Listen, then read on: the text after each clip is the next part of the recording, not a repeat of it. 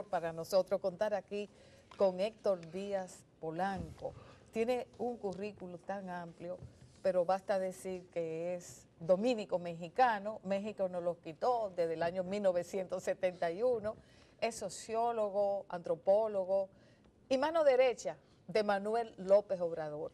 Y técnicamente hablando, él es el presidente del Consejo Nacional de Honestidad y Justicia del nuevo gobierno que empezará el 1 del de partido diciembre. de gobierno, Del de partido Morena. de gobierno. Morena es Movimiento de Regeneración Regeneración Nacional. Es un hombre muy ambicioso ese. Sí.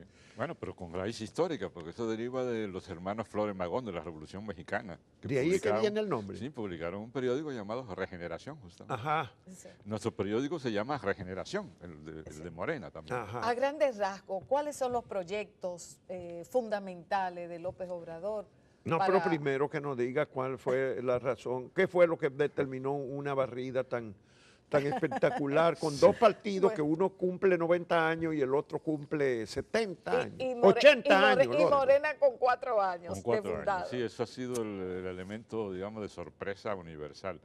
Claro, para nosotros no, porque nosotros vivimos el proceso. Es decir, yo digo que uno se asombra si está con cierta distancia, pero lo que nosotros estamos, digamos, viendo es algo que construimos. La idea que se está difundiendo de que ocurrió algo como que coincidió la candidatura de Andrés Manuel con una especie de hartazgo generalizado en la sociedad. Eso es verdad, pero no explica lo que ocurrió. Porque ese hartazgo a su vez fue construido, fue modelado, y fue convertido en inconformidad y en sentido del voto. Es decir, ahí hubo un trabajo enorme de mínimo 10 años, en donde se construyó casa por casa la organización. Es decir, la gente se olvida de que nuestro método era tipo testigo de Jehová, casa por casa. Fuimos construyendo la organización durante 10 años. Se construyeron centenares de miles de comités de base en todo el país. Se movilizó un ejército ahora electoral. El problema que teníamos siempre con las elecciones y por tanto con los fraudes es que más del 50%, en las últimas elecciones hasta el 70% de las casillas no tenían vigilancia. Por tanto, la posibilidad de hacer fraude era enorme. Ahora cubrimos el 100% de las casillas. De tal manera que esos son los cambios que explican la sorpresa de...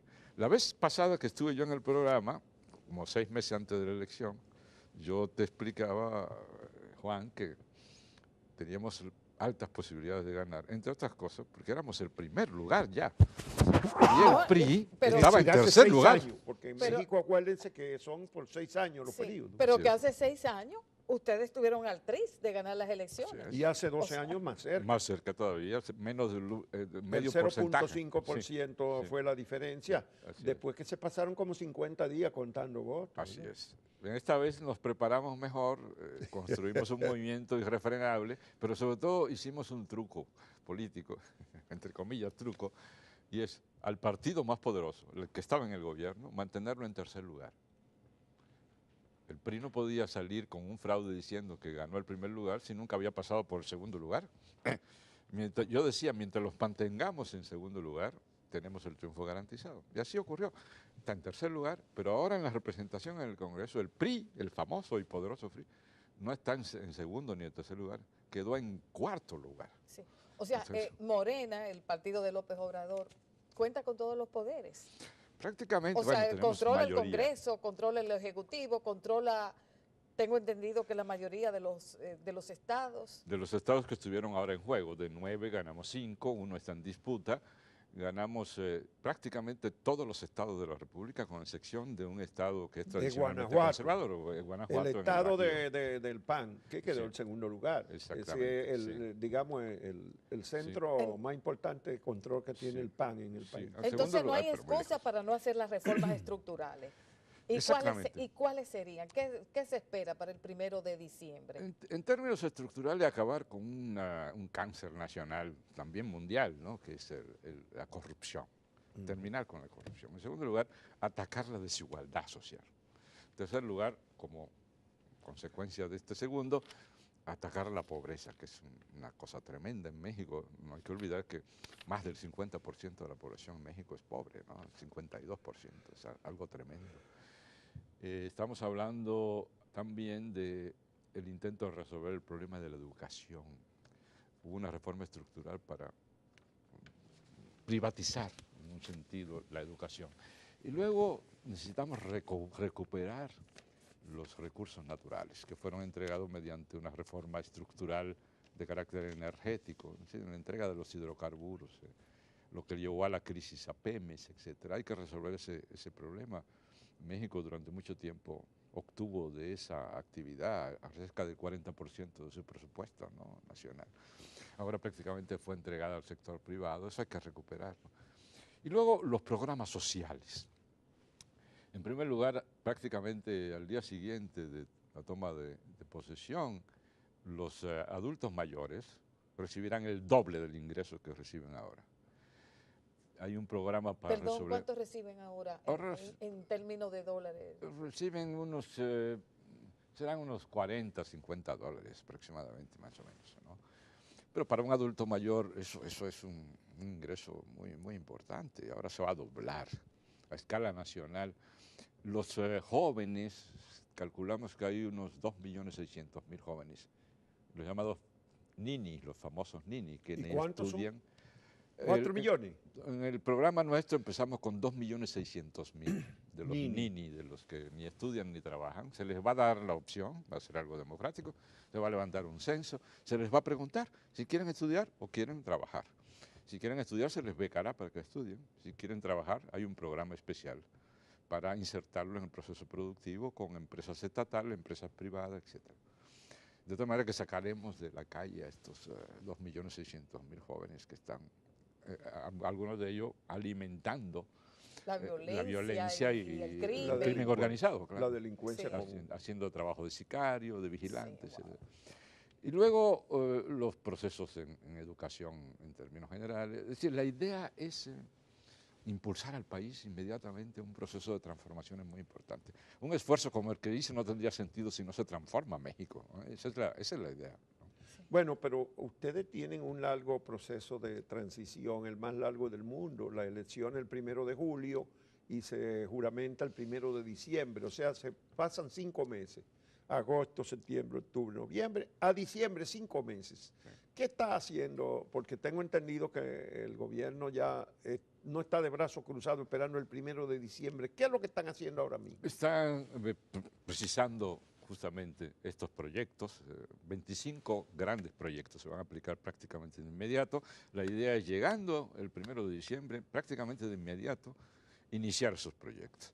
Se están construyendo los equipos para trabajar. Es un estado enorme, requiere decenas de miles Bueno, de un nuevos país cuadros. donde la República Dominicana cabe 200 veces Así en el es. territorio Así es. y tiene también una población de 120 millones de personas, o así sea, es. poco más de 10 veces la Sí, República sí, Dominicana. sí, que es un trabajo descomunal construir un nuevo Estado, sobre todo porque hay la pretensión de desmantelar el viejo Estado, ¿no? Corrupto, ineficiente. ¿Y los servidores públicos qué? Pasa similar aquí, que cada vez que viene un gobierno, y ni siquiera un gobierno, cada vez que cambian de ministro, pues cambian los empleados públicos.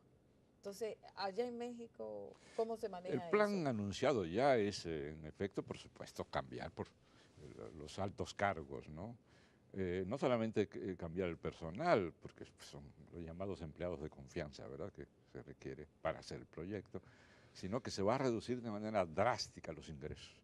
Es decir, la idea es bajar los sueldos de los altos funcionarios para subir los sueldos de los Pero trabajadores. yo había de base. leído que se plantean 50 y pico medidas de austeridad y de economía, pero para reducir 26.000 millones de dólares por año al gasto. Sí, se calcula que se podrá ahorrar en pesos mexicanos alrededor de 500.000 millones de pesos. Y eso no puede producir bueno, no reduce el crecimiento porque se va a invertir, supongo. Así es.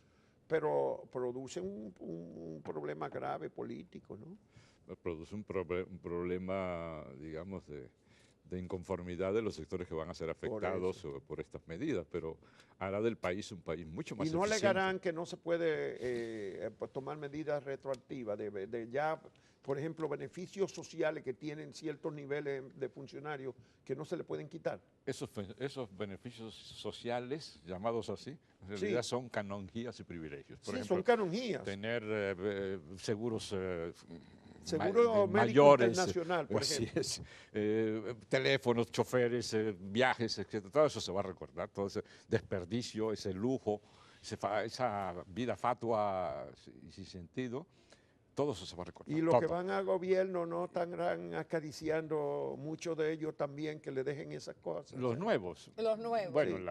la idea y que que obtuvo un apoyo del tamaño que vimos en la elección es república austera, austeridad republicana. Tanto así que, por ejemplo, en el caso de los jueces, en donde la ley establece que no se les puede bajar los salarios, pues ya empezaron a pensar en bajar los gastos y los salarios porque la presión pública de ya cambiar ese Ellos esquema mismos se lo Ellos están bajando. mismos. ellos tendrán que hacerlo porque la ley establece que no se les puede cancelar pues, retroactivamente. Sí. Entonces, pero hay un buen ambiente y un apoyo popular de tal naturaleza que hace que todo el mundo haya aceptado entrar en el nuevo juego, ¿verdad?, de la austeridad. Es decir, el lema de Andrés Manuel es el de que no puede haber un gobierno rico en un país Pobre. un país con pueblo pobre, ¿no? Y eso es lo que se va a intentar aplicar, austeridad republicana, cero corrupción, elevar las condiciones de igualdad, acabar con la pobreza y con la desigualdad creciente, ¿no? Es un país Pero muy eso de cero corrupción siempre es muy difícil. Y Tú eres el relativo. presidente de la Comisión Nacional de Transparencia y Justicia. Ustedes son los que tienen que ver con la ética en Así el es. partido, en el Morena. Así es. ¿Cómo han podido ustedes mantener a raya la gente? Porque en todas las instituciones humanas, hasta en las iglesias, vemos los escándalos que hay. Absolutamente. ¿Cómo ustedes lo han podido mantener o piensan mantener bajo control eso? Predicando con el ejemplo. En todo predicando con el ejemplo. Aplicando la norma a rajatabla. Nosotros no damos ninguna concesión en esa materia. El planteamiento nuestro como Comisión de Honestidad y Justicia, que así se llama, es no solo bajar la impunidad, es que no admitimos un solo caso de impunidad. Es decir, no hay un caso que nosotros inmediatamente no entremos en acción y si hay violación de los estatutos y los principios, aplicamos de inmediato una sanción. ¿Y cuántos años tú tienes al frente de esa comisión? Voy para 6 años. 6 años. Fui reelecto. Desde que se creó el partido. Desde antes de crear el partido, porque en el movimiento se creó antes la del comisión partido. hace ¿Y 6 cuántas años. sanciones ustedes han adoptado en esos 6 años como Pues, comisión? Centenares. Cientos. Es que tenemos muchos casos. Por ejemplo, ya este año, en lo que va del año, ya tenemos 650 casos, hemos visto. ¿Sancionados o en discusión? No todos son sanciones, pero hay buena cantidad de sanciones y eso aplica en todos los niveles. Nosotros no hacemos distinción entre los hombres de a pie y los dirigentes de a caballo. Ajá. Es decir, ¿Y han nosotros- suspendido o han cancelado o han presidente de- expulsado dirigentes nacionales? No, dirigente. Por ejemplo, del estado más importante del país, nosotros destituimos hace unos años al presidente del partido en el Estado de México, que es un granero de votos fantástico, legisladores nacionales, etcétera. Han suspendido legisladores también, Y expulsado incluso. expulsados del Sí, partido. sí, sí, no, ahí no damos... ese fue un factor muy importante en términos nacionales en el proyecto de crear un apoyo popular importante para Morena y particularmente para Andrés Manuel, porque Andrés Manuel Y es un esos hombre expulsados austero. no te habrán sacado que tú eres dominico mexicano, no te habrán dicho que tú viniste a expulsar gente aquí. Bueno, pero eso sobre todo la gente de derecha y en el plano internacional. Me hicieron una gran campaña con lo de Venezuela, acusándome de que yo quiero hacer a México una Venezuela, lo cual es una cosa no solamente tonta, sino que ofensiva, porque supone que sea uno tan tonto como para creer que un modelo de un país se puede trasladar a otro, ¿no? Cosa que es históricamente imposible. Pero en términos generales, en México es nacionalista, pero no chauvinista. Okay. Es una diferencia muy importante. Sí, ¿cómo logró López Obrador agenciarse afinidad con Donald Trump? porque eso sorprendió muchísimo. La Y declaración se puede de hablar de Trump. afinidad. Bueno, No, yo creo bueno, que yo no sé ni cómo llamarlo. Entendimiento. Pero el asunto es que Donald Trump elogió a Manuel López Obrador. sí, es Cuando todo el mundo pensaba que eso iba Sí. todavía a tensar más las relaciones Así es. México-Estados Unidos y el Tratado de Libre Comercio y todo eso. Es la magia! coincidencia de intereses mutuos, más que de complicidad o de acuerdo. Le conviene a Trump mantener la posición que mantiene ahora, un poco diferente a la que mantuvo, de críticas muy demoledoras contra México, contra Sí, sus con Peña gobernantes, Nieto. contra las políticas del país. Y a Andrés Manuel le conviene no tener un frente más de oposición. Con un nuevo gobierno, Exactamente, de tal manera que que eso... además ha ganado con una avalancha de votos. Así es. Todo lo que contribuya a estabilidad para el país es favorable para el nuevo gobierno que inicia, porque pues, evita Pero un parece frente ser más. que hasta están llegando a acuerdos con el Tratado de Libre Comercio en este momento. Absolutamente, eso es favorable, eso ayuda a la reacción de los empresarios que rápidamente entendieron que tenía que tener un acercamiento con Andrés Manuel para aplicar los proyectos. En la medida en que va a haber mucha inversión pública, puesto que es un proyecto básicamente antineoliberal, en el sentido de tratar de hacer, por ejemplo, que el Estado sí tenga un papel rector en la economía, ¿verdad? Lo que va a implicar que se va a aumentar drásticamente la inversión pública, ¿no? Sobre todo la inversión de infraestructura, la inversión en el sector social y en el sector productivo. Todo eso favorece a los empresarios. De tal manera que decidieron Bueno, con los hacer... empresarios también ha habido como un entente últimamente, porque hasta un mes y medio antes de las elecciones estaban haciendo campaña contra López Obrador, pero llegó como que un momento se dieron por vencido, fue así. Sí, fue un momento de lucidez, digamos. Como que Entendieron sus propios en la intereses. medida en que aumentaba la oposición, aumentaba el voto en favor, en las encuestas aumentaba la ventaja de López Obrador. Entonces, ¿qué decidieron? Transaron. Decidieron entender la realidad. México es un país presidencialista, el poder del presidente es enorme, constitucionalmente hablando. Un presidente que no dice voy contra el sector privado, sino dice voy contra la corrupción del sector privado, la corrupción en su relación con el Estado. Ya no habrá empresarios favoritos, ya no habrá influencia. Incluso uno de los lemas de la campaña fue separar el poder económico del poder del Pero Estado. López Obrador se entendió bastante bien con Carlos Slim, el Sí. gran multimillonario, el mayor de México y uno de los más grandes del mundo, cuando fue alcalde de la ciudad y invirtió muchísimo Slim en el centro histórico de México, ¿no? Así es. Bueno, ser antineoliberal no es sinónimo necesariamente de antiempresarial. Si se es enemigo del empresario que usa su relación con el Estado para, en términos de corrupción, obtener ventajas. Hablan mucho de competencia, pero a la hora de la hora no quieren competir, lo que quieren es tener condiciones de ventaja con el Estado. Eso se va a acabar, eso es lo que dice Andrés Manuel, que ya no va a ocurrir más, pero por supuesto habrá las mejores condiciones para impulsar el proceso productivo. Nadie quiere crear una crisis productiva en México, ¿no? Y ahora tiene una prueba de fuego López Obrador con el aeropuerto de México DF, al cual Carlos Slim le ha dado todo su apoyo. Sí, allí probablemente Carlos Slim pueda tener un tropiezo, porque justamente ese proyecto del aeropuerto es como una especie de resumen paradigmático del tipo de proyecto corrupto que impulsó el neoliberalismo en América Latina y particularmente en México.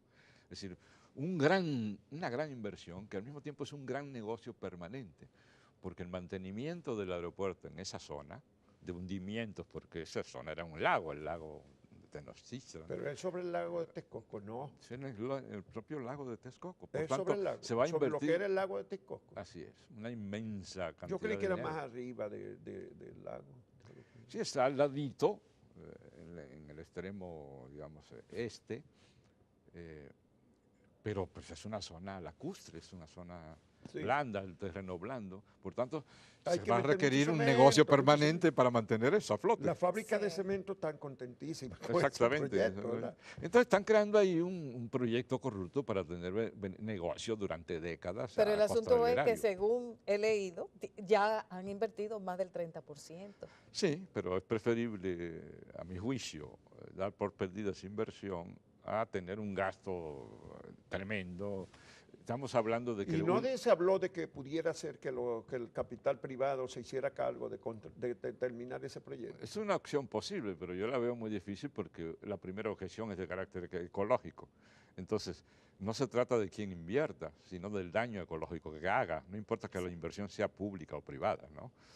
Pero es una opción de la que se ha hablado. Yo creo que es un proyecto absolutamente negativo. Pero entonces ese proyecto se va a someter a la opinión del pueblo, del país entero. Es muy interesante eso. ¿Y qué dicen las encuestas? ¿La gente está por el aeropuerto o está en contra del aeropuerto? Todavía no es muy pronto porque apenas se va a difundir la información básica. Lo que se va a hacer con equilibrio es presentar las dos opciones posibles, la del aeropuerto en Texcoco, el proyecto original empresarial y el proyecto de Andrés Manuel, que es en una zona que se llama Santa Lucía, hacer un aeropuerto allí. Es un aeropuerto militar. Se va a presentar las los dos dos proyectos, las dos y la opciones, gente que lo va ¿Y cuál es la diferencia de costo?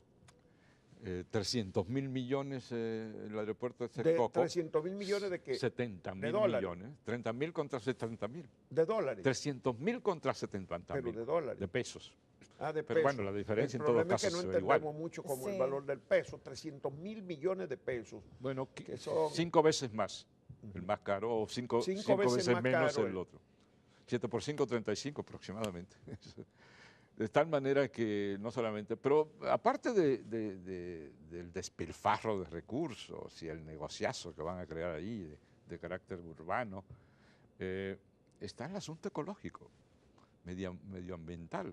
Sería un golpe demoledor al Valle de México, que crearía condiciones muy difíciles. Finalmente, toda la seguridad, la delincuencia, el narcotráfico, la violencia en México es uno de los fenómenos más duros de los últimos años. Secuestro. Creo que están haciendo ya una consulta ahora en la transición. ¿Qué es lo que están haciendo y qué piensan hacer? Así, síntesis. Sí. El proyecto para enfrentar el problema incluye diversos niveles. Uno de ellos es el de iniciar un proyecto de amnistía que consiste en que para ciertos sectores que en realidad son víctimas de narcotráfico, por ejemplo, los campesinos, muchachos de los barrios que contratan. alguien que agarraron con un paquetillo ahí de marihuana, pues esa gente son víctimas del proceso. Para ellos hacer una amnistía. Ahora bien, de todas maneras, en muchos de esos casos hay víctimas. En consecuencia, hay que escuchar a las víctimas. Por eso se está haciendo este proceso de consulta. ¿Y en qué consiste la consulta? Son foros abiertos donde llegan las víctimas. ¿Foros? Sí. Y se están escuchan haciendo opiniones. con las víctimas de ellos ahora mismo. Exactamente, de tal manera que den su opinión. Y que eso se hace en algunos estados. Se está haciendo en todos los estados. En Empezó todos. en el norte. Sobre todo donde hay más narcotráfico. Exacto. La idea es recoger opiniones, de tal manera que el nuevo gobierno pueda hacer un paquete completo para enfrentar el problema, porque la tesis fundamental de Andrés Manuel ha sido que no se trata de un asunto solo de violencia, ni siquiera de violencia organizada del Estado, que hay que enfrentar el asunto con otras medidas de carácter social, de carácter cultural, etcétera, que hay que no olvidar, pero sí perdonar, es decir, una nueva concepción, no basada exclusivamente en el uso de la fuerza. Bueno, pues hay que agradecerle muchísimo a Héctor Sí. Díaz Polanco, dominicano de origen, mexicano de adopción, presidente de la Comisión de Honestidad y Justicia del Movimiento de Regeneración Nacional Morena, que acaba de ganar las elecciones en México, vinculado personalmente al presidente electo, a Andrés Manuel López Obrador durante años ya. Héctor, antropólogo social, con 25 libros publicados en México y otros muchos más en coautoría con otros grupos. Antropólogo de profesión hoy día, básicamente, pero sociólogo y antes abogado y periodista aquí en la República Dominicana en los años 70, al comienzo de los 70. Muchas gracias, Héctor, te deseamos suerte. Tú no vas para el gobierno, te vas a quedar en la presidencia de ese consejo, Sí, de esa comisión de... Prefiero trabajar en el partido y seguir haciendo mis libros, ¿no? Tú no vas para el gobierno. Espero que no. Espera que no. Bueno, Muchas gracias, Héctor Díaz Polanco. Le deseamos suerte. Está a participar. Viene aquí en representación de Morena a los foros que está celebrando aquí ahora el Parlamento Centroamericano. Así es. Muchas gracias. Gracias a Un ustedes. privilegio. Y a todas y todos por la compañía.